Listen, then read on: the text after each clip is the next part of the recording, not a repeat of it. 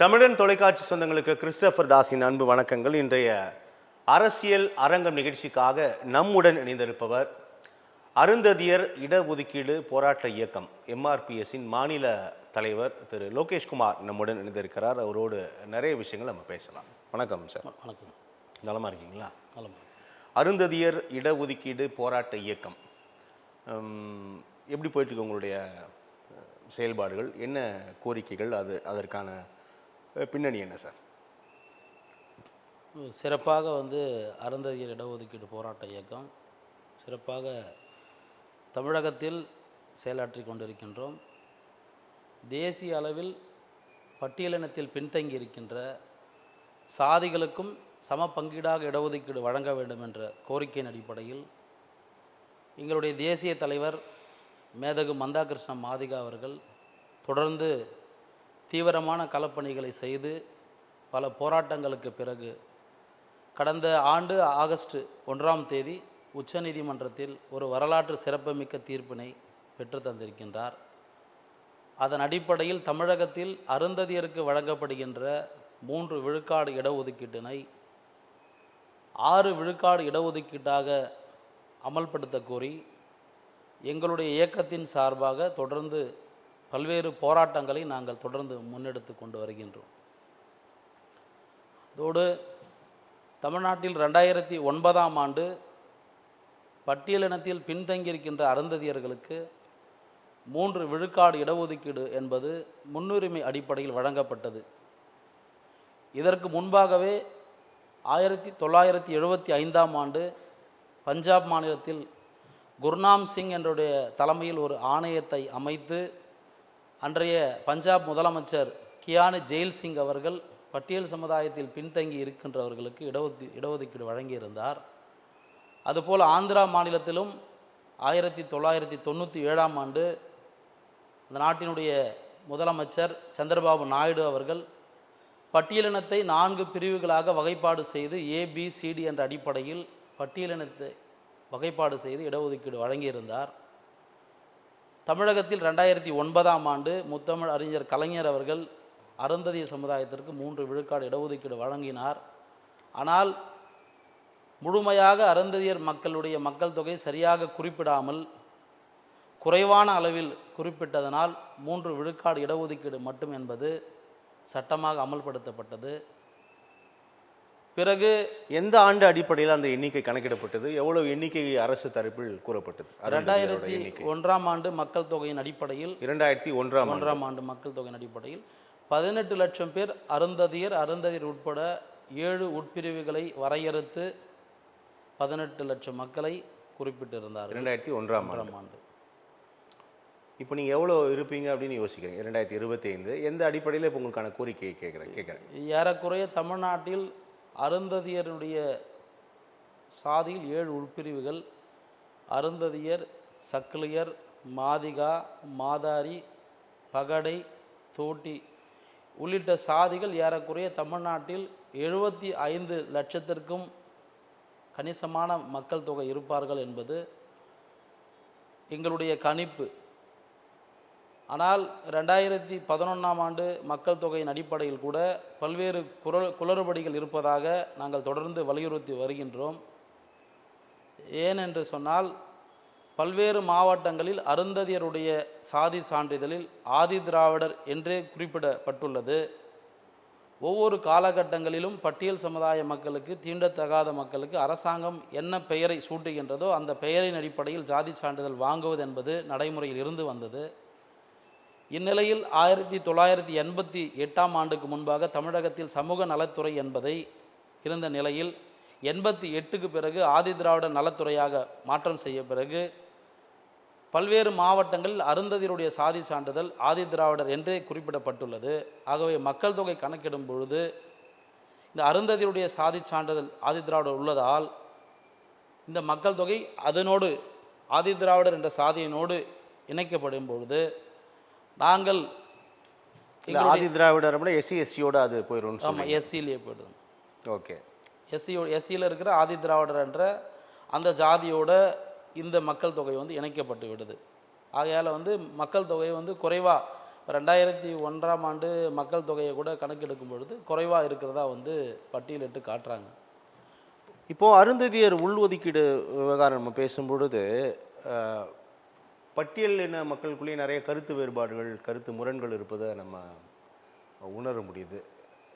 இப்போ எஸ்சி எஸ்டிக்கு எவ்வளோ இடஒதுக்கீடு இருக்கு லோகேஷ்குமார்? தமிழகத்தில் பட்டியல் சாதிக்கு 18 விழுக்காடு மொத்தமாக இடஒதுக்கீடு இருந்து வருகிறது. எஸ்டியும் சேர்த்து சொல்றீங்க. எஸ்டிக்கு 1% இடஒதுக்கீடு தனியாக இருக்கின்றது. பட்டியல் சாதியில் 76 ஜாதிகளுக்கும் சேர்த்து 18 விழுக்காடு இடஒதுக்கீடு நடைமுறையில் இருந்தது. 2009ஆம் ஆண்டு அதிலிருந்து 3 விழுக்காடு இடஒதுக்கீடு உள்ஒதுக்கீடு அருந்ததியருக்கு வழங்கப்பட்டது. எங்களுடைய கோரிக்கை என்னவென்று சொன்னால், தமிழ்நாட்டில் 76 ஜாதிகளுக்கும் சேர்த்து 18 விழுக்காடு என்பது நடைமுறையில் இருந்தது. நீதி கட்சி ஆட்சியிலிருந்து தொடர்ச்சியாக இடஒதுக்கீடு பட்டியல் சாதிக்கு அமல்படுத்தப்படும் போதெல்லாம் ஒட்டுமொத்த பட்டியல் சாதியினுடைய மக்கள் தொகையை கணக்கீடு செய்துதான் இடஒதுக்கீட்டை பொதுவாக நிர்ணயம் செய்தார்கள். அதன் அடிப்படையில் 16 விழுக்காடாக இருந்த பட்டியல் சாதியினுடைய இடஒதுக்கீடு 1971ஆம் ஆண்டு அன்றைய முதலமைச்சர் கலைஞர் அவர்கள் 16 விழுக்காடு பட்டியல் சாதி இடஒதுக்கீட்டை 18% உயர்த்தினார். சரி. அந்த 18 விழுக்காடு என்பது ஒட்டுமொத்த 76 ஜாதிகளுக்கும் சேர்ந்த மக்கள் தொகைக்கு உண்டான நிர்ணயம் செய்யப்பட்ட இடஒதுக்கீடு. ஆனால் தமிழகத்தில் இன்றைக்கு பட்டியல் சாதியில் முன்னேறி இருக்கின்ற தலைவர்கள் தொடர்ந்து அருந்ததியருக்கு வழங்கப்படுகின்ற இடஒதுக்கீட்டின் மீது அவர்களுடைய வன்மத்தை தொடர்ந்து கக்குகின்றார்கள் என்று சொன்னால், அவர்களிடம் சமூக நீதியை காப்பதற்கான ஒரு திட்டம் இல்லை என்றே நான் என்ன வன்மத்தை கக்குகிறார்கள் லோகேஷ்குமார்? ஏன்னா நீங்கள் அதாவது பிற சமூகங்களிலிருந்து நாமும் சமமான உரிமையை பெற வேண்டும், எங்களுக்கான உரிமை என்பது தான் நம்ம சமூக நீதி அப்படின்னு நம்ம சொல்கிறோம். பட்டியலின மக்களிடமிருந்தே நாம் சமூக நீதியை பெற வேண்டும் அப்படின்னு சொல்கிறீங்க. என்ன இந்த முரண் கேட்குறேன்? அதாவது தீண்டாமை பாகுபாடு என்பது பொதுவாக பட்டியல் சாதி அனைவருக்கும் பொதுவாக இருந்தாலும் கூட அதன் விளைவாக ஏற்படக்கூடிய பாதிப்புகள் என்பது கல்வி, அரசியல், பொருளாதாரம் உள்ளிட்ட நிலைகளில் பல்வேறு வேறுபாடுகள் இருக்கின்ற சூழல் இருக்கின்றது. இந்த உள்ளிட ஒதுக்கீடு அமல்படுத்தப்பட்ட பிறகு பட்டியல் தலைவர்கள் தொடர்ந்து இதுபோல இடஒதுக்கீட்டை பிரிப்பதனால் பட்டியல் ஒற்றுமை சிதைந்துவிடும் என்ற கருத்தை வலியுறுத்தி வருகின்றார்கள்.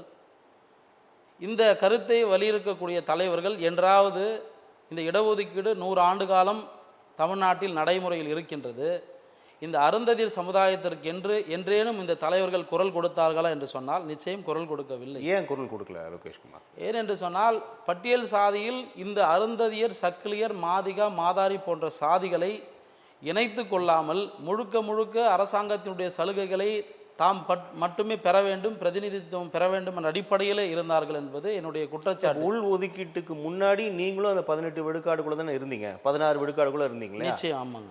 அப்போ அந்த சலுகைகள் உங்களுக்கும் வந்திருக்கும் தானே? அதாவது 18 விழுக்காட்டில் அருந்ததியர்கள் நாங்கள் கூட வந்து கொண்டிருந்தோம். நீங்கள் 2009 உள்ளிட ஒதுக்கீட்டிற்கு பிறகு அருந்ததியரினுடைய கல்வி வேலை வாய்ப்பினுடைய நிலவரத்தை பார்த்தீர்கள் என்று சொன்னால் பல்வேறு வேறுபாடுகள். இடஒதுக்கீடு 3 விழுக்காடு உள் ஒதுக்கீடு உங்களுக்கு பலன் அளித்ததா இல்லையா?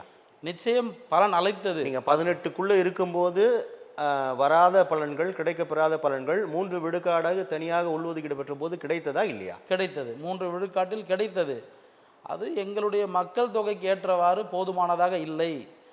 கடந்த ஆண்டு உச்சநீதிமன்றத்தினுடைய தலைமை நீதிபதி சந்திரசூட் தலைமையிலான அமர்வு, 6 நீதிபதிகள் கொண்ட அமர்வு, இந்தியாவில் உள்ள அனைத்து மாநிலங்களிலும் பட்டியலின இடஒதுக்கீட்டை அந்த பட்டியலில் பின்தங்கியுள்ள சாதிகளுடைய அடிப்படையில் வைத்து அவர்களுக்கு இடஒதுக்கீடு கூடுதலாக வழங்கிடலாம் என்ற ஒரு தீர்ப்பை வழங்கியிருக்கின்றார்கள்.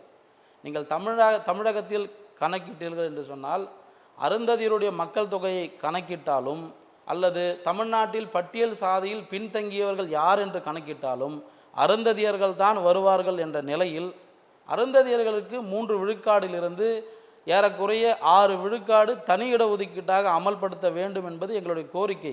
உச்சநீதிமன்ற தீர்ப்பினை ஒதுக்கீடு இல்லாமல் தனி இடஒதுக்கீடாகவே கேட்கின்றார். ஏனென்று சொன்னால், உள்ளிட ஒதுக்கீடு என்பதே நாங்கள் அதை ஏற்கக்கூடிய நிலையில் இல்லை. அனைத்து பட்டியல் மக்களுக்கான இடஒதுக்கீடு 18 விழுக்காடு என்று சொல்லும் பொழுது எப்படி ஆந்திரா மாநிலத்திலையும் இப்போ தற்பொழுது தெலுங்கானா தமிழகத்தில் இந்தியாவில் எந்த மாநிலங்களும் இல்லாத அளவிற்கு 69% இடஒதுக்கீடு இருக்கும்போது இதுக்கப்புறம் வாய்ப்பே இல்லை, இதுவே நீதிமன்றத்தில் வழக்கு இருக்குன்னு நிறைய தலைவர்கள் பேசுகிறாங்க. இந்த இடஒதுக்கீட்டிற்கே சிக்கல் ஏற்படுவதற்கான வாய்ப்புகள் நிரம்பி இருக்கிறது அப்படின்னு நம்ம பார்க்கும்போது, நீங்கள் கூடுதலான இடஒதுக்கீடு உள்ஒதுக்கீடு அல்லாமல் தனியான இடஒதுக்கீடு வேண்டும் என்று கேட்பது அது சாத்தியப்படுத்த முடியுமா? இந்த இருக்கிற எக்ஸிஸ்டிங் பிரச்சனையில் இது சாத்தியமாகும் நம்புறீங்களா லோகேஷ்குமார்? நாங்கள் 69 விழுக்காடு தமிழ்நாட்டில் அமல்படுத்தப்படுகின்றது. தமிழ்நாடு மாநிலம் சமூக நீதி மாநிலம். இந்தியாவில் வேற எந்த மாநிலத்திலும் பேசாத ஒரு சமூக நீதியை காக்கக்கூடிய சமத்துவத்தை போற்றக்கூடிய ஒரு மாநிலமாக தமிழ்நாடு இருந்து வருகின்றது. நாங்கள் 69 விழுக்காட்டில் கூடுதலாக அருந்ததியருக்கு தனியாக வழங்க வேண்டும் என்றுடைய கருத்தின் அடிப்படையில் தகவல் தெரிவிக்கவில்லை. நாங்கள் சொல்லுவதெல்லாம் நீங்கள் தனியான இடஒதுக்கீடு கேட்குறீங்களே, 18 3 விழுக்காடு வழங்கியிருக்கிறாங்க இல்லையா, ஒட்டு மொத்தமாக 15 விழுக்காடு இன்னும் இருக்குங்க இல்லையா, அதிலிருந்து அருந்ததியர் மக்கள் அதிகமாக இருக்கின்றார்கள். அருந்ததியருடைய பின்தங்கிய நிலையை கருத்தில் கொண்டு இந்த 3 15 சேர்த்து 18 அடிப்படையில் நான் கிளாரிட்டிக்காக கேட்குறேன் லோகேஷ். நீங்கள் இன்னொரு 3% இடஒதுக்கீடு கேட்குறீங்க. 2001 எண்ணிக்கை இப்போ 2025 அந்த கணக்கு 75-80 லட்சம் சொல்கிறீங்க. அதே போல் பட்டியலின மக்களும் 18% தற்போது 15 விழுக்காடு வாங்கி கொண்டு இருப்பவர்கள், அந்த எண்ணிக்கை பார்க்கும்போது பல மடங்கு இன்னும் அதிகரிக்குமே. அப்போ இதே லாஜிக் அவங்களும் வைப்பாங்க இல்லையான்னு கேட்குறேன். 18 விழுக்காடு இடஒதுக்கீடு பட்டியல் சாதிக்கு இருக்கின்றது. இதில் முதன்மையான சாதிகள் ஈவன் 1 விழுக்காடு பெறக்கூடிய ஷெட்யூல் ட்ரைப்ஸ் கூட இன்னும் அடுத்தடுத்த எண்ணிக்கையில் அவர்களும் அதிக அளவில் இருப்பார்கள் தானே. அதற்காகத்தான் நாங்கள் பட்டியலின இடஒதுக்கீடு வகைப்பாடு செய்ய வலியுறுத்தி வருகின்றோம். எந்த அடிப்படையில் கேட்குறீங்க? அதாவது பட்டியல் இடஒதுக்கீடு என்பது யாரெல்லாம் பின்தங்கி இருக்கின்றார்களோ பிறப்பின் அடிப்படையில் சாதியால் உருவாக்கப்படும் சமூக படிநிலைப்படுத்தப்பட்ட நிலையால் இன்றைக்கு இந்திய நாட்டில் தமிழ்நாட்டில் இடஒதுக்கீடு என்பது அமல்படுத்தப்பட்ட நிலையில் இருக்கின்றது. அதை ஏபிசிடி என்ற வகையாக பிரிக்கும் பொழுது 76 ஜாதிகளையும் ஏ என்ற பிரிவில் மிகவும் பின்தங்கியிருக்கின்ற அருந்ததியருக்கும் கூட கீழாக இருக்கின்ற புதுரை வண்ணார் போன்ற சாதிகளை ஏ என்ற பிரிவில் வரையறுக்கப்பட்டு, பிறகு பி என்ற பிரிவில் அருந்ததியரையும், சி என்ற பிரிவில் பல்லரையும், டி என்ற பிரிவில் பறையரையும் வரையறுக்க வேண்டும் என்பது எங்களுடைய கோரிக்கை. இந்த ஒட்டுமொத்தமாக 3 விழுக்காடு உள்ளிட ஒதுக்கீடு அருந்ததியருக்கு மேலா கேட்குறீங்களா? மேலிருந்து கீழா ஏபிசிடி ஓகே 3 விழுக்காடு அருந்ததியருக்கு இருக்கின்றது. 15 விழுக்காடு நீங்க குறிப்பிடக்கூடிய நபர் மிகவும் பின்தங்கிய பட்டியல் சாதியினர், 2வது பி, 3வது சி, டி என்ற அடிப்படையில். தற்பொழுது தெலுங்கானா மாநிலத்தில் உச்சநீதிமன்ற தீர்ப்பிற்கு பிறகு தெலுங்கானா மாநிலத்தில் 15 விழுக்காடு இடஒதுக்கீடு பட்டியல் சாதிக்கு இருந்து வந்தது. அங்கே 59 சாதிகள் பட்டியல் சாதியில் அடையாளப்படுத்தப்பட்ட அட்டவணையில் இருந்து வந்தது. அந்த 59 சாதிகளையும் குரூப் 1, குரூப் 2, குரூப் 3 என்ற அடிப்படையில் கிளாசிஃபிகேஷன் செய்திருக்கின்றார்கள். அதில் குரூப் 1இல் 12 சாதிகளையும், குரூப் பி எப்போது இது அமலுக்கு நடைமுறைக்கு வந்தது? 3 மாதங்களுக்கு முன்பாக 15% இடஒதுக்கீட்டை 3 வகைகளாக பிரித்து ரெல்லி என்ற சமுதாயத்திற்கு 1%, மாதிகா உட்பிரிவுகளுக்கு 9% இடஒதுக்கீடும், மாலா என்று சொல்லக்கூடிய தமிழ்நாட்டில் இருக்கக்கூடிய ஆதிதிராவிடர் பறையர் என்ற சாதிக்கு இணையாக சாதி இருக்கின்ற மாலா சமுதாயத்திற்கு 5 விழுக்காடு இடஒதுக்கீடும் வழங்கப்பட்டது உச்சநீதிமன்ற தீர்ப்பிற்கு பிறகு. Group 1, group 2, group 3. அதே போல ஆந்திரா மாநிலத்திலும் ஏபிசிடி என்ற அடிப்படையிலே 1997ஆம் ஆண்டு இடஒதுக்கீடு என்பது அங்கு வகைப்பாடு செய்யப்பட்டது. ஆனால் அங்கே இருக்கின்ற பட்டியல் சாதியில் முன்னேறி இருக்கின்றவர்கள் இதுபோல பட்டியல் இடஒதுக்கீட்டை ஏபிசிடி என்று பிரிப்பதனால் இந்திய அரசியலமைப்பு சட்டத்திற்கு எதிரானது என்று வழக்கு தொடுத்ததன் அடிப்படையில் 2004ஆம் ஆண்டு உச்சநீதிமன்றத்தில் இந்த ஏபிசிடி இடஒதுக்கீட்டை ரத்து செய்தார்கள். 20 ஆண்டுகள் வழக்கு உச்சநீதிமன்றத்தில் நடைபெற்றது. எங்களுடைய தேசிய தலைவர் மந்தா கிருஷ்ண மாதிகா அவர்கள் இடஒதுக்கீடு என்பது ஒரு மாநிலம் சார்ந்த ஒவ்வொரு மாநிலங்களிலும் பட்டியலினத்தில் பின்தங்கி இருக்கின்றவர்கள் போராடி வந்த இடஒதுக்கீட்டை அகில இந்திய அளவில் தேசிய அளவில் இந்த இடஒதுக்கீட்டு பார்வை கொண்டு சென்றார். அது காங்கிரஸ் மத்தியில் ஆட்சியில் இருந்தாலும் சரி, தேசிய ஜனநாயக கூட்டணி தலைமையிலான பாரதிய ஜனதா கட்சி ஆட்சியில் இருந்தாலும் சரி, தொடர்ந்து இந்த 20 ஆண்டுகள் மத்திய அரசாங்கத்திடம் பல்வேறு போராட்டங்களை முன்வைத்த இயக்கம் இன்றைக்கு ஓராண்டு தீர்ப்பு வெளிவந்த பிறகு தற்பொழுது ஆந்திரா மாநிலத்திலும் குரூப் 1, குரூப் 2, குரூப் 3 என்ற அடிப்படையில் அங்கேயும் 15 விழுக்காடு இடஒதுக்கீடு என்பது இருந்து வருகின்றது. அதில் குரூப் 1இல் ரெல்லி சமுதாயத்திற்கு 1%, இங்கே இருக்கின்ற ஆதி திராவிடர் பறையர் சமுதாயத்திற்கு இணையான மாலா சமுதாயத்திற்கு 7.5%, மாதிகா சமுதாயத்திற்கு இங்கே இருக்கின்ற அருந்ததி சமுதாயத்திற்கு இணையான ஜாதி மாதிகாவுக்கு 6.5% இடஒதுக்கீடும் சப் கேட்டகரி செய்திருக்கிறார்கள். அதே போல் நீங்கள் கர்நாடகா மாநிலத்தை பார்த்தீர்கள் என்று சொன்னால், கர்நாடகா மாநிலத்தில் பட்டியல் ஜாதியில் 101 ஜாதிகள் இருக்கின்றது. அங்கேயும் 101 ஜாதிகளையும் கிளாசிஃபிகேஷன் செய்து அங்கே இருக்கின்ற 17 விழுக்காடு மொத்தமாக 17% இடஒதுக்கீட்டை கிளாசிஃபிகேஷன் செய்திருக்கின்றார்கள். அதன் அடிப்படையில் அருந்ததியர் என்று சொல்லக்கூடிய மாதிகா சமுதாயத்திற்கு 6%, மாலா என்று சொல்லக்கூடிய பறையர் சமுதாயத்திற்கு 6%, இன்னமும் பின்தங்கி இருக்கின்ற ஜாதிகளுக்கு 5% சப் கேட்டகரைஸ் செய்திருக்கின்றார்கள். அதன் அடிப்படையில் தமிழகத்திலும் நாங்கள் அன்றைக்கு முத்தமிழ் அறிஞர் கலைஞர் அவர்கள் முதலில் இந்த இடஒதுக்கீட்டை வாங்கி கொண்டு நீங்கள் முன்னேறுங்கள், பிறகு உங்கள் மக்கள் தொகைக்கு ஏற்ப உங்களுடைய பின்தங்கிய நிலைக்கு ஏற்ப இடஒதுக்கீட்டை அதிகரித்து கொள்ளலாம் என்று சொன்னதின் அடிப்படையில் நாங்கள் சமரச பேச்சுவார்த்தையில் ஈடுபட்டு 3% இடஒதுக்கீட்டை பெற்றுக்கொண்டோம். ஆனால் உச்சநீதிமன்றம் எந்த ஆண்டு இதை உறுதிப்படுத்தினார் கலைஞர்? 2009ஆம் ஆண்டு ஏப்ரல் மாதம் 29ஆம் தேதி தமிழ்நாட்டில் இந்த சட்டம் நடைமுறைக்கு வந்தது. தற்பொழுது உச்சநீதிமன்றம் தீர்ப்பு வழங்கி ஏறக்குறைய 400 நாட்களை கடந்த பிறகும் கூட தமிழ்நாடு முதலமைச்சர் இந்த பட்டியலின இடஒதுக்கீட்டை வகைப்பாடு செய்வது தொடர்பாக ஒரு அறிக்கை கூட வெளியிடாமல் இருப்பது உள்ளபடியே ஒட்டுமொத்த அருந்ததி சமுதாய மக்கள் மத்தியில் மிக வருத்தத்தை ஏற்படுத்தியுள்ளது. தமிழ்நாட்டினுடைய முதலமைச்சர் மு.க. ஸ்டாலின் அவர்கள் 2001ஆம் ஆண்டு தேர்தலில் வெற்றி பெற்ற பிறகு அவர் கொடுத்த பத்திரிகையின் அறிக்கையில் அருந்ததி சமுதாயத்தினுடைய 69 விழுக்காடு வாக்குகளை பெற்று இந்த திராவிட மாடல் ஆட்சி அமைக்கப்பெற்றது என்று முதலமைச்சர் அவர்களே நேரடியாக தெரிவித்தார். ஆனால் 69 விழுக்காடு வாக்குகளை யாரிடம் பெற்றோமோ அவர்களுக்கு செய்யக்கூடிய நியாயத்தை செய்யாமல், சமூக நீதியை காக்காமல், தமிழ்நாடு முதலமைச்சர் தமிழ்நாடு இந்தியாவிற்கே முன்மாதிரியான மாநிலம், அனைத்து துறைகளிலும் முன்னேறிய மாநிலம், வளர்ச்சி பெற்ற மாநிலம் என்று சொல்லக்கூடிய முதலமைச்சர் அருந்ததியர் மக்களை புறக்கணிக்கிறார் என்பதை பார்க்கும்போது உள்ளபடியே வருத்தமாக இருக்கின்றது. யாரை காப்பாற்றுவதற்கு, யாரை திருப்திப்படுத்துவதற்கு இடஒதுக்கீடு வகைப்பாடு செய்தால் அருந்ததியருக்கு கூடுதலாக இடஒதுக்கீடு வழங்க வேண்டும் என்ற நிலை வரும்பொழுது யாரையோ திருப்திப்படுத்த வேண்டிய அடிப்படையில் முதலமைச்சர் பேசாமல் இருக்கின்றார் என்பது எங்களுக்கு சந்தேகம். யாரை காப்பாற்றுவதற்கு, யாரை திருப்திப்படுத்துவதற்கு நாங்கள் நேரடியாக சொல்கின்றோம். விடுதலை சிறுத்தைகள் கட்சி தொடர்ந்து பட்டியலின இடஒதுக்கீட்டில் அருந்ததியருக்கு பிரித்து கொடுத்ததிலிருந்து அவருடைய வன்மத்தை தொடர்ந்து பேசிக் கொண்டிருக்கின்றார்கள், குறைகளை சொல்லிக் கொண்டிருக்கிறார்கள், அவருடைய முரண்பாடுகளை சொல்லிக் கொண்டிருக்கின்றார்கள். என்ன குறை, என்ன முரண்பாடு விசிக முன்வைக்குது? உள்ளிடஒதுக்கீடு அருந்ததியருக்கு வழங்குறதுனால பட்டியல் மக்களுடைய ஒற்றுமை என்பது சிதைவு அடைந்துவிடும் என்று கருத்து தெரிவிக்கின்றார்கள். அது ஏற்புடையதாக பார்க்கலையா நீங்கள்? நிச்சயம் கிடையாது. இந்தியாவில் இடஒதுக்கீட்டிற்காக புரட்சியாளர் அம்பேத்கர் அவர்கள் அன்றைக்கு காந்தி அவர்களிடம் சமரசம் செய்து கொள்ளாமல் இடஒதுக்கீட்டிற்காக மிக தீவிரமாக போராடினார். அன்றைக்கு இடஒதுக்கீடு கொண்டு வருவதற்காக அண்ணல் அம்பேத்கர் அவர்கள் போராடிய காலகட்டங்களில் எதிராக பார்ப்பனிய சித்தாந்தம், பார்ப்பனர்கள் தங்களுடைய எதிர்ப்பை தீவிரமாக வெளிப்படுத்தினார்கள். ஆனால் குறுகிய நாட்களில் அவர்கள் சமரசம் செய்து கொண்டு இடஒதுக்கீட்டிற்கு ஆதரவாக இசைவு தெரிவித்தார்கள்.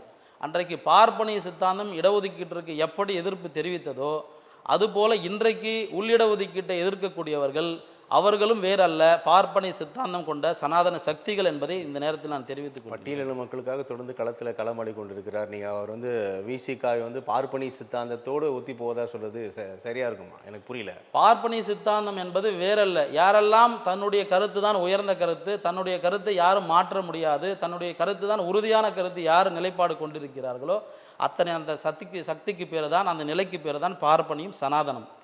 அதிகாரத்தில் விசிகா இல்லையே, ஆணையிடம் இடத்தில் விசிகா இல்லையே. ஆனால் விசிகா தொடர்ந்து அழுத்தம் கொடுப்பதாக நாங்கள் தொடர்ந்து எங்களுக்கு சந்தேகம் ஏற்படுகின்றது.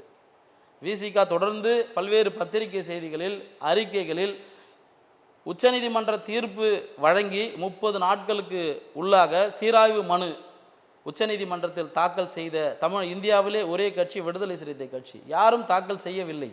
என்ன சீராய்வு மனு தாக்கல் செய்கிறாங்க? இந்த இடஒதுக்கீட்டை ரத்து செய்ய வேண்டும் என்று சொல்லி, இடஒதுக்கீட்டுடைய தீர்ப்பை நிறுத்தி வைக்க வேண்டும் என்று சொல்லி சீராய்வு மனு, ரிவ்யூ பெட்டிஷன் உச்சநீதிமன்றத்தை தாக்கல் செய்த தலைவர் விடுதலை சிறுத்தை கட்சியினுடைய தலைவர் அவர்கள். அகில இந்திய காங்கிரஸ் கட்சியினுடைய தலைவர் மல்லிகார்ஜுன கார்கே அவர்களையும், அகில இந்திய காங்கிரஸ் கட்சியினுடைய மக்களவை எதிர்க்கட்சி தலைவர் ராகுல் காந்தி அவர்களையும், அதோடு பட்டியலினத்தில் தேசிய அளவில் உள்ள தலைவர்கள் எல்லாம் சந்தித்து இந்த சீராய்வு மனுவை தொடுத்தார் என்றால் அவருடைய மனநிலை என்னவாக இருக்கும் என்பதை நாங்கள் சந்தேகப்படுகின்றோம். என்ன பிரச்சனைன்னு கேட்குறேன். இப்போ உங்களுக்கு இன்னும் 3 விழுக்காடு தருவதனால் அவருக்கு என்ன பிரச்சனைன்னு கேட்குறேன். 3 விழுக்காடு தானே, என்ன பிரச்சனைன்னு கேட்குறேன். அனைத்து துறைகளிலும் அருந்ததியர்கள் முன்னேறி வருகின்றார்கள். அருந்ததியர்கள் 2009 இடஒதுக்கீட்டிற்கு பிறகு 3 விழுக்காடு இடஒதுக்கீட்டிற்கு பிறகு ஓரளவுக்கு முன்னேறி வருகின்றார்கள். இந்திய ஆட்சி பணிகள் வரப்பெறுகின்றார்கள். மருத்துவர்களாக, பொறியாளர்களாக, வழக்கறிஞர்களாக, காவலர்களாக 76 சாதிகள் குறிப்பிட்டீங்களா லோகேஷ்? 76 சாதிகளில் அருந்ததியர் ஒரு சாதி தானே. அருந்ததியரில் 7 உட்பிரிவுகள் இருக்கு தமிழ்நாட்டில். உட்பிரிவு விட்டுருங்க, ஆனால் 76 சாதிகளுள் நீங்களும் ஒரு சாதி, அப்படிதான் நம்ம புரிஞ்சுக்கணும். 76ல் நாங்கள் 7 சாதிகள் இருக்கிறோம். 76ல் 7. அப்போ இன்னும் பிற 71 சாதிகள், அப்படி புரிஞ்சுக்கலாமா? 76ல் 69 சாதிகள். 69 சாதிகளை ஏற்றுக்கொண்ட விசிக தலைவர் உங்கள் 7 சாதிகளை ஏற்க மறுப்பதன் பின்னணி நோக்கம் என்னன்னு கேட்குறேன். அதாவது இன்றைக்கு பறையர் சமுதாயத்தினுடைய எண்ணிக்கைக்கு சற்றேதும் குறையாமல் இருக்கின்ற சமூகம் அருந்ததியர் சமூகம் தமிழ்நாட்டில். பல்லர் சமுதாயம் எங்கள் 2 சாதிகளை விட சற்று குறைவாக மக்கள் தொகை கொண்ட சமுதாயம் தேவேந்திரர் என்று சொல்லக்கூடிய பல்லர் சமுதாயம். அருந்ததியருக்கு கூடுதலாக அனைத்து துறைகளில் வாய்ப்பு வழங்கும் பொழுது, உதாரணத்திற்காக தமிழ்நாட்டில் பட்டியல் சாதிக்கு 44 தனி தொகுதிகள் இருக்கின்றது. முதலாக இந்தியாவில் பொது தேர்தல் என்பது 1952ஆம் ஆண்டு நடைமுறைக்கு வந்தது. நடந்து முடிந்த 2021 சட்டமன்ற தேர்தல் வரைக்கும் நீங்கள் கணக்கிட்டாலும் 1952லிருந்து 2024 பாராளுமன்ற தேர்தல் வரை கணக்கிட்டாலும் 17 முறை பாராளுமன்ற தேர்தல் நடந்திருக்கின்றது. இந்த 17 பாராளுமன்ற தேர்தலிலும் ஒவ்வொரு பாராளுமன்ற தேர்தலின் போது தமிழகத்தில் பட்டியல் சாதிக்கு 7 தனி தொகுதிகள் என்பது இருந்து வருகின்றது.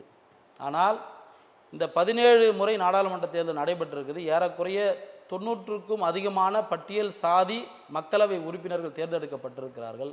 ஆனால் அருந்ததியர்கள் 3 நபர்கள் மட்டும் பாராளுமன்றத்துக்கு சென்றார்கள். 1996 டெலிஃபோன் கந்தசாமி அவர்களும், பிறகு தியாகராஜன் அவர்களும், ராணி அவர்களும் தேர்வு செய்யப்பட்டார்கள். நீங்கள் சட்டமன்ற தேர்தல் பார்க்கும் பொழுது ஒவ்வொரு 5 ஆண்டுகளுக்கு ஒரு முறையும் அருந்ததியர்கள் 3 சட்டமன்ற உறுப்பினர்கள் மட்டும்தான் பேரவைக்கு செல்கின்றார்கள். 44 3 கழித்துவிட்டால் 39 சட்டமன்ற உறுப்பினர்கள் பிற பிரிவுகள். 12 பேர் பல்லர்களாகவும் மீதி இருக்கின்ற 29 பேர் பறையர் என்று சொல்லக்கூடிய ஆதிதிராவிட இருந்து வருகின்றார். இது சமூக நீதியா? இதற்கு அண்ணன் திருமாவளவன் அவர்கள், அண்ணன் ஜெகன்மூர்த்தி அவர்கள், அண்ணன் சேகு தமிழரசன் அவர்கள் குரல் கொடுத்து இருக்க வேண்டும் அல்லவா? அப்பொழுது ஏறக்குறைய அருந்ததியருக்கு ஏன் குரல் கொடுக்கவில்லைன்னு கேட்குறேன். சரிசமமாக அருந்ததியரும் அரசியல் பேசிவிட்டால் சரிசமமாக அருந்ததியருக்கும் பங்கீடு செய்யக்கூடிய நிலை வரும். அரசு இவர்களையும் ஊக்கப்படுத்தி இவர்களுக்கு அமைச்சரவையில் முக்கியமான இலாக்குகள் கொடுப்பார்கள். ஒரு அருந்ததியர்களை வைத்து இத்தனை ஆண்டு காலமாக நாங்கள் அரசியல் செய்து கொண்டிருக்கிறோம், ஒட்டுமொத்த தலித் மக்களுக்கான தலைவர் நான் தான், ஒட்டுமொத்த தமிழினத்திற்கான தலைவர் நான் தான், ஒட்டுமொத்த தமிழ் மக்களுக்கான தமிழினத்திற்கு பிரச்சனை ஏற்படும் போது குரல் கொடுக்க தலைவர் என்று சொல்லுகின்ற தலைவர்கள் அருந்ததியர் முன்னேறிவிட்டால் இவர்கள் தனியாக அரசியல் செய்வார்கள், இவர்கள் தனியாக சட்டமன்ற நாடாளுமன்றத்திற்கு தேர்வு செய்யப்படுவார்கள் என்ற ஒரு நிலையை உடைப்பதற்காக தொடர்ந்து அவர் அருந்ததியரோடு முரண்பட்டு நிற்கிறார். லோகேஷ், நம்ம பட்டியலின மக்கள், பறையர், அருந்ததியர், தேவேந்திர குல வேளாளர், தேவேந்திர குல வேளாளர்கள் இப்போது நாங்கள் எங்கள் பட்டியலிருந்து நீக்குங்கள் அப்படின்ற ஒரு போராட்டத்தை துவங்கி வரதை நம்ம பார்க்குறோம். அருந்ததியர் இந்த ஒரு பிரச்சனையாக இருக்குது, பறையர்கள் தான் நிறைய அனுபவிக்கிறார்கள் அப்படின்ற ஒரு குற்றச்சாட்டை நீங்கள் வைக்கிறீங்க. ஒட்டுமொத்தமாக இந்துத்துவாவை, சனாதனத்தை நாங்கள் எதிர்க்க வேண்டும், சமூக நீதியை காக்கப்பட வேண்டும் அப்படின்ற ஒரு போராட்டம் களம் இருக்கிறத நம்ம பார்க்கும்போது பட்டியல் இனத்திற்குள்ளாகவே இந்த சிக்கல்கள் தொடர்கிறது என்பது நம்ம எப்படி புரிஞ்சுக்கலாம்? அதற்காக தான் எங்களுடைய கருத்து என்பது, சம பங்கீடாக இடஒதுக்கீட்டை பிரித்து கொள்வோம், அதிகாரத்திற்காக ஒட்டுமொத்த தலித் சமுதாயம் ஒன்றிணைந்து அதிகாரத்தை வெல்வோம். முதலில் சம பங்கீடாக இந்த பட்டியலில் உள்ள அனைத்து ஜாதியினருக்கும் இடஒதுக்கீடு வழங்குவதற்கு நாங்கள் தொடர்ந்து நாம் குரல் கொடுப்போம். சம பங்கீடாக இடஒதுக்கீட்டை பிரித்து கொள்வோம். பிறகு அதிகாரத்தை நோக்கி நாம் அனைவரும் புரட்சியாளர் அம்பேத்கர் நம்மை எப்படி பட்டியலினத்தில் அட்டவணைப்படுத்தினாரோ அதன் அடிப்படையில் நாம் அனைவரும் ஒன்றிணைந்து அதிகாரத்திற்காக ஒன்று சேர்ந்து போராடுவோம். இல்லை, இப்போது பட்டியலின மக்கள் வந்து சிதைந்து விடுவார்கள், சிதறுண்டு விடுவார்கள் அப்படின்னு விசிக தலைவர் திருமாவளவன் சொல்வதா நீங்கள் சொல்கிறீங்க இல்லையா? உள்ளபடியே இப்போ தேவேந்திர குல வேளாளர்கள் வேறு ஸ்டாண்ட் எடுக்கிறாங்க, அருந்ததியர்கள் வேறு ஸ்டாண்ட் எடுக்கிறீங்க, அவர் ஒரு ஸ்டாண்ட் எடுக்கிறாரு. இன்னும் 76 ஏழை கடித்துவிட்டார், 69 சாதிகள் இருக்கும்போது இன்னும் சில ஆண்டுகளில் வெவ்வேறு சாதிகள் எங்களுக்கு தனி இடஒதுக்கீடு கேட்பாங்க, உள்ளொதுக்கீடு கேட்பாங்க போது இயல்பாக அவர் சொல்லக்கூடிய அந்த குற்றச்சாட்டு என்பது அரங்கேறி விடும் அல்லவா? பட்டியலின மக்களுக்குள்ளே ஒரு ஒரு ஒரு இணைப்பு இல்லாமல் போகிறதுக்கான வாய்ப்பு இருக்குது. லோகேஷ்குமார், அதை அப்படி கடந்து போக முடியும். தந்தை பெரியார் அவர்கள் உள்ளிட ஒதுக்கீட்டில் ஒதுக்கீடு அவசியம், அந்த உள்ளிட ஒதுக்கீட்டில் உள்ளிட ஒதுக்கீடு அவசியம் என்று சொல்கின்றார். இடஒதுக்கீடு வழங்கும் போது இந்தியாவில் இந்துக்களிடையே பிரிவினை ஏற்பட்டுவிடும், இந்துக்களில் முரண்பாடு வரும் என்ற கருத்தை முன்வைத்தார்கள். அதுபோல தான் உள்ளிட ஒதுக்கீடு அமல்படுத்தப்படும் பொழுது கூட பட்டியல் சாதிக்குள்ளே முரண்பாடு வரும் என்று தெரிவித்தார்கள். 3 விழுக்காடு இடஒதுக்கீடு அமலில் உள்ளது. எங்கேனும் முரண்பாடு உள்ளதா என்று நாம் பார்த்தல் என்றால் நிச்சயம் கிடையாது. 100 ஆண்டு காலம் இடஒதுக்கீடு அதான் இவ்வளோ விமர்சனம் முன்வைக்கப்படுதுன்னு சொல்கிறீங்களே நீங்கள் இல்லைன்னு எப்படி சொல்றீங்க? அதான் இவ்வளோ ப்ராப்ளம்ஸ் இருக்குது இல்லை? முரண்பாடுகள் இல்லை, 2 சமுதாயத்திற்கு மத்தியிலும் முரண்பாடுகள் இல்லை. ஆனால் அந்த இயக்கத்தை வழிநடத்தக்கூடிய தலைவர்கள் என்பது தொடர்ந்து இடஒதுக்கீட்டிற்கு எதிரான கருத்து மனநிலையில் இருந்து வருகின்றார்கள். மக்கள் மத்தியில் முரண்பாடுகள் இல்லை. குறிப்பாக வட மாவட்டங்களில் அன்றைக்கு அம்பேத்கர் மக்கள் விடுதலை முன்னணி என்ற இயக்கத்தை நடத்திய பூவை மூர்த்தியார் அவர்கள் ஒட்டுமொத்த தலித் மக்களுக்கான தலைவராக அன்றைக்கு அடையாளப்படுத்தப்பட்டார். ஒட்டுமொத்த தலித் மக்களும் முன்னேற வேண்டும் என்று சொன்னால் முதலில் அருந்ததியர்கள் ஊருக்கு ஒதுக்குப்புறமாக, தீண்டாமையின் பாகுபாடாக ஊருக்கு ஒதுக்குப்புறமாக இருக்கிற தலித் ஆதிதிராவிடர் குடியிருப்புக்கு நீங்கள் குறிப்பிட்ட காலத்தில் அருந்ததியர் உள் ஒதுக்கீடு அந்த கோரிக்கை எழுந்ததான்னு கேட்குறேன். இருந்தது. இந்த அருந்ததியர் இடஒதுக்கீடு கோரிக்கை என்பது தமிழகத்தில் ஏறக்குறைய 1964ஆம் ஆண்டு முதல் இருந்து வருகின்றது. அண்ணன் மூர்த்தியார் அவர்கள் அருந்ததியர்களுக்கு இடஒதுக்கீடு வேண்டும் என்று வலியுறுத்தினார்.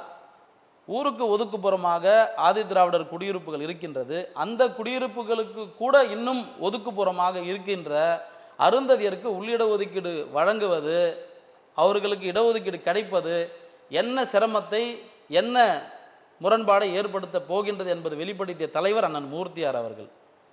இடஒதுக்கீடு என்பது 1950ஆம் ஆண்டு இந்திய அரசியலமைப்பு சட்டம் நடைமுறைப்படுத்தப்பட்ட பிறகு ஜெகன்மூர்த்தி இது இருக்கிறாரா?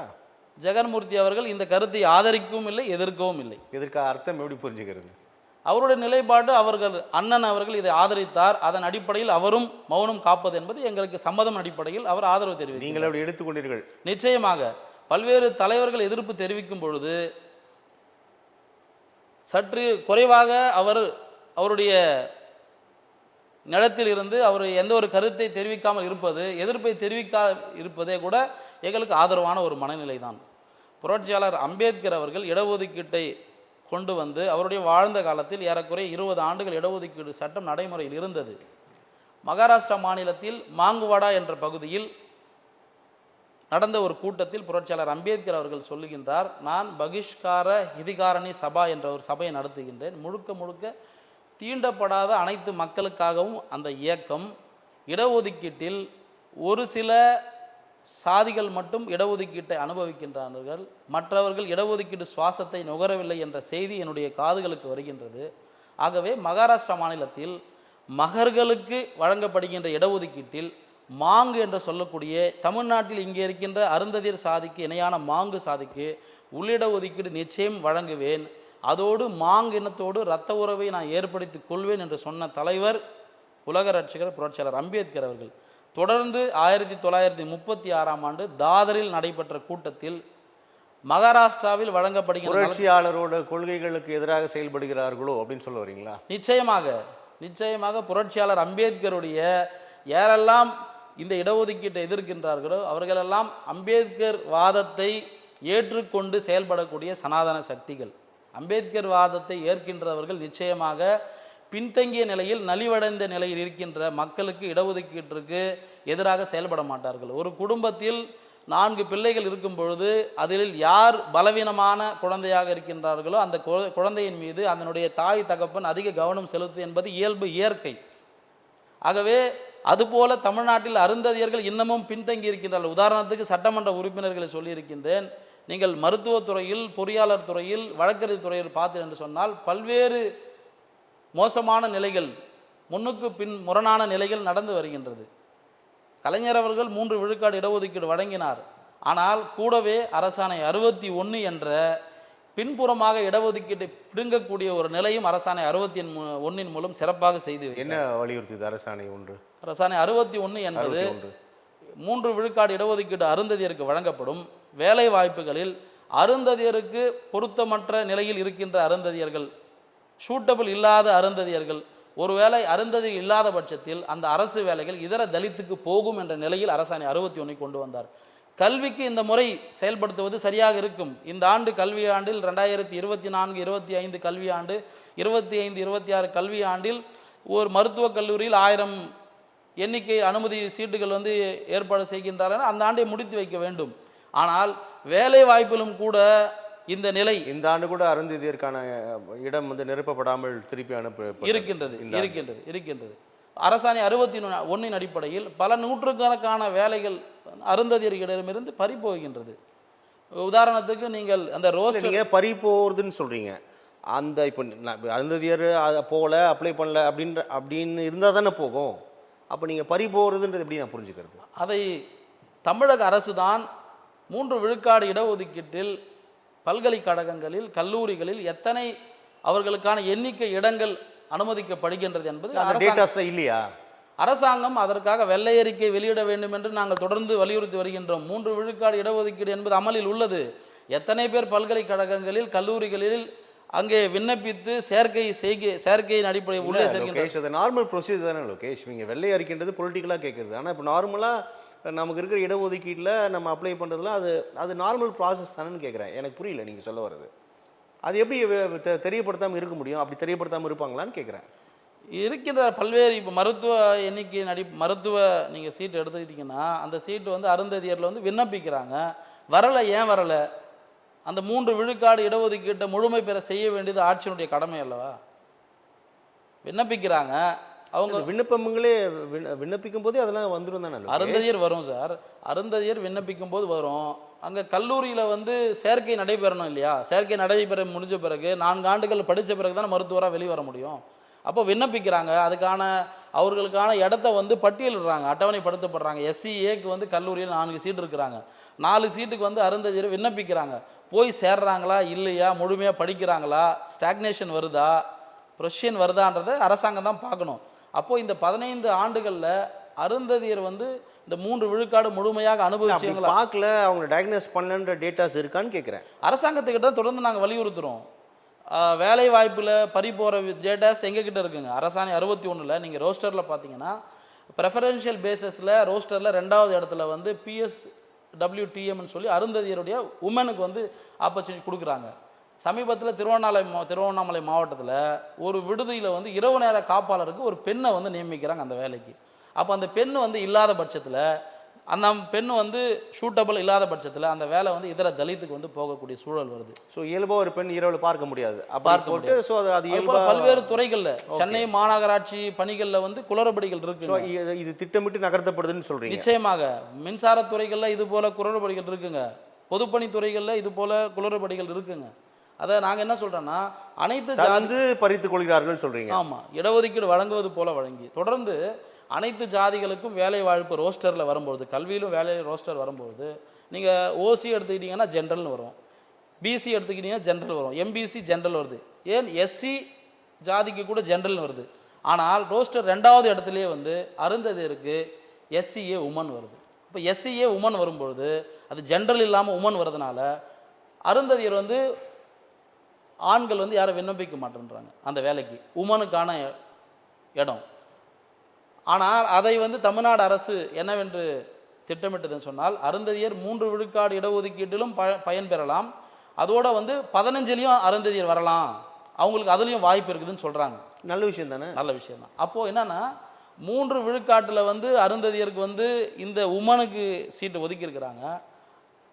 நம்ம விண்ணப்பிக்கலான்ற செய்தி தெரிஞ்சு யாரோ ஒருத்தர் பேர் வந்து துல்லியமாக விண்ணப்பிக்கலாம் தெரிஞ்சவங்க கூட விண்ணப்பிச்சாலும் கூட நான் சொன்னது போல் ஷூட்டபிள் கேண்டிடேட் இல்லைன்னு சொல்லி அபகரிக்கிறதுனால தொடர்ந்து அருந்ததிக்கு வர வேண்டிய இந்த வேலைகள் என்பது பறிபோகின்றது.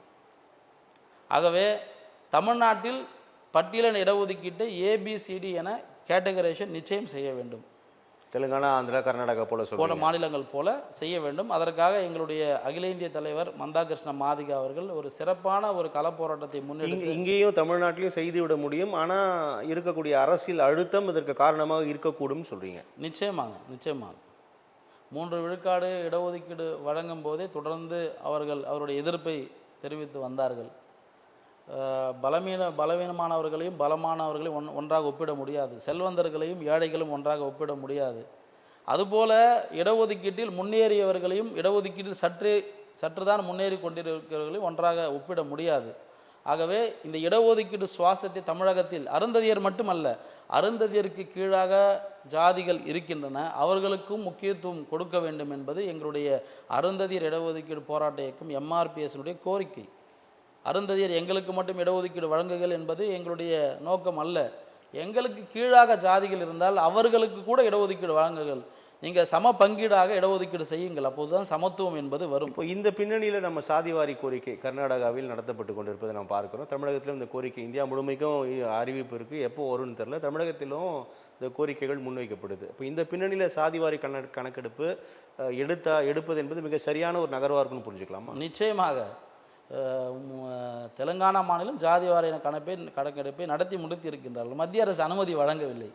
தற்பொழுது கர்நாடக மாநிலத்தில் ஜாதி வாரியான கணக்கெடுப்பு நடந்து கொண்டிருக்கின்றது. தமிழ்நாடு முதலமைச்சர் எதற்கெடுத்தாலும் மத்திய அரசு ஜாதி வாரியான கணக்கெடுப்பு நடத்துவதற்கு மத்திய அரசின் மேல் குற்றம் சாட்ட வேண்டிய அவசியம் இல்லை.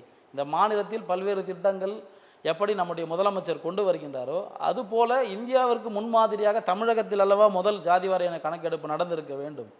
ஜாதி வாரியான கணக்கெடுப்பு மத்திய அரசு தான் எடுக்க வேண்டும். நாம் எடுத்தாலும் அது டேட்டாஸுக்கு தான் பயன்படும். நம்மளால் அது ரொம்ப அஃபிஷியலாக அதை அனௌன்ஸ் பண்ண முடியாதுன்ற எப்படி நம்ம புரிஞ்சுக்கலாம்? நிச்சயமாக. இப்போது அஃபிஷியலாக இல்லை என்று சொன்னாலும் கூட இந்த பல்வேறு மாவட்டங்களில் ஜாதி வாரியான மக்களை கணக்கெடுப்பு செய்யும்பொழுது மத்திய அரசு அதுக்கான வேலைகள் துவங்கும்போது 2 மத்திய அரசும் மாநில அரசும் சரியான திசையில் கொண்டு போவதற்கு ஏதுவாக நிச்சயம் இருக்கும். ஸோ அப்போ அதில் இந்த முட்டுக்கட்டைகள் நீங்கள் சொல்லக்கூடிய அரசியலாக பார்க்கும் பொழுது இந்த முட்டுக்கட்டைகள் தொடர்ந்து கொண்டே தான் இருக்கும் அப்படின்னு நம்மளை புரிஞ்சிக்க முடியுது இல்லையா? இப்போ இதில் இன்னும் 3% இடஒதுக்கீடு உள்ஒதுக்கீடு கிடைக்கப்பெறும் அப்படின்னு நம்புறீங்களா? நிச்சயமாக சார். கல்வி வேலை வாய்ப்பில் பட்டியல் ஜாதிக்கு இடஒதுக்கீடு வழங்கப்பட்டது.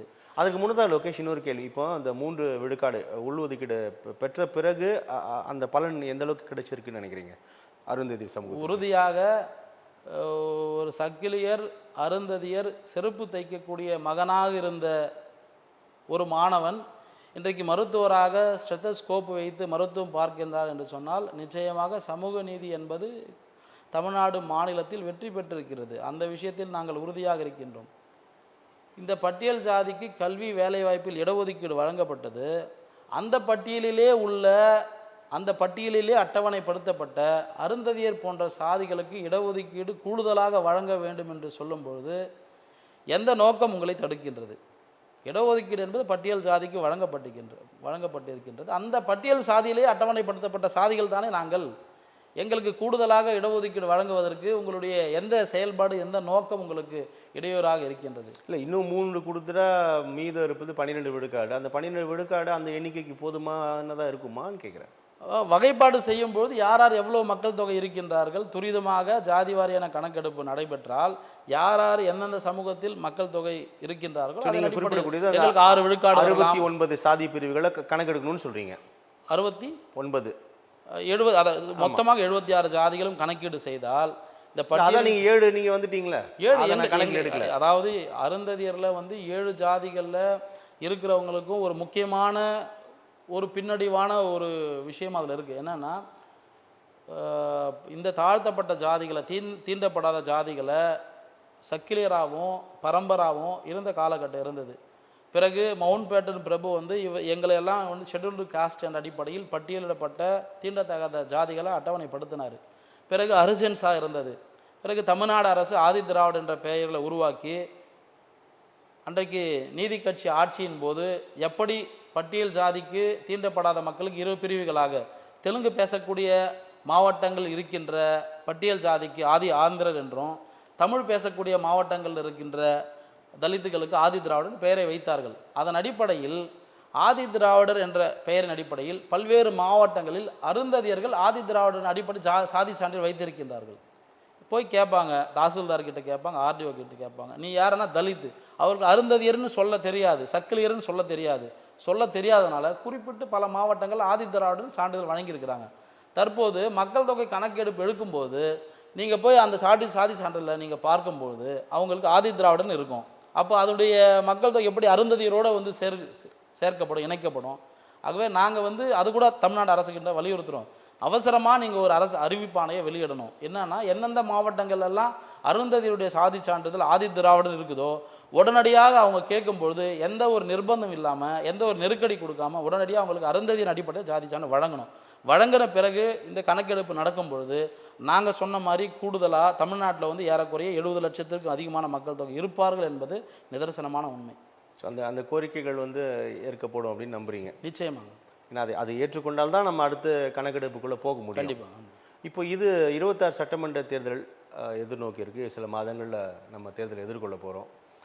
இந்த கோரிக்கையை நம்ம எப்படி புரிஞ்சுக்கலாம்? இந்த கோரிக்கையை திராவிட முன்னேற்ற கழகம் மட்டுமல்ல, அனைத்து அரசியல் கட்சிகளும் நிச்சயம் ஏற்க வேண்டும். ஏற்கிறார்களா? நிச்சயம் ஏற்பார்கள். அருந்ததியரனுடைய வாக்கு சதவீதம் தமிழ்நாட்டில் யார் ஆட்சி அமைக்க வேண்டும் என்ற தீர்மானிக்கிற சக்தியாக இருக்கின்றது. ஆகவே அனைத்து அரசியல் கட்சிகளும் எங்களுடைய கோரிக்கையை நிச்சயம் ஏற்பார்கள். ஏற்கக்கூடிய நிலையை தமிழ்நாட்டில் நாங்கள் உருவாக்குவோம். நல்லது லோகேஷ், நிறைய விஷயங்கள் நம்ம பேசியிருக்கோம். உங்களுடைய வருகைக்கும் கருத்து பகிர்வுக்கும் மிக்க நன்றி. வணக்கம்.